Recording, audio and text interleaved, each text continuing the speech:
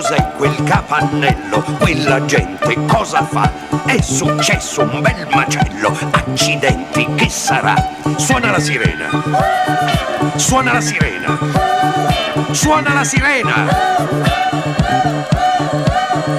C'è un motore che si imballa e una moto se ne va. Schizza via come una palla. Accidenti, che sarà? È un allenatore? È un prestigiatore? È un presentatore? È un imbrogliatore?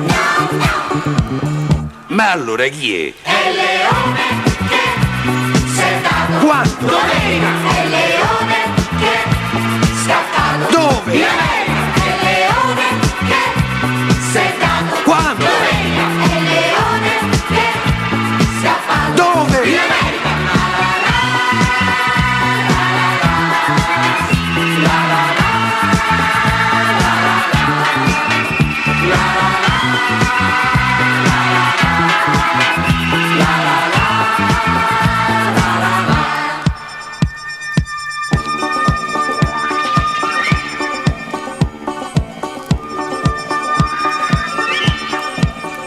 Non c'è verso d'acchiapparlo, è veloce più che mai. Non ci resta che inseguirlo, forse lo prendiamo noi. Suona la sirena.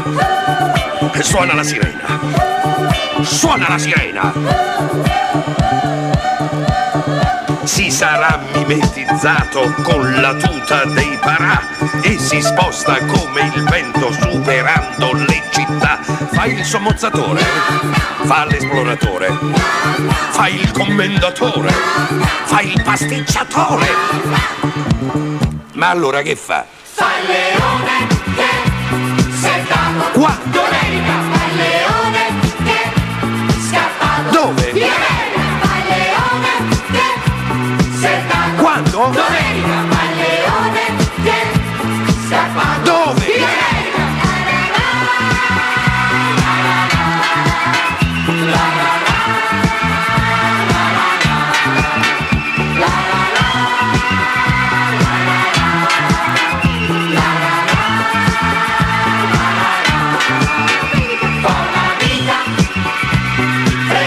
Dove?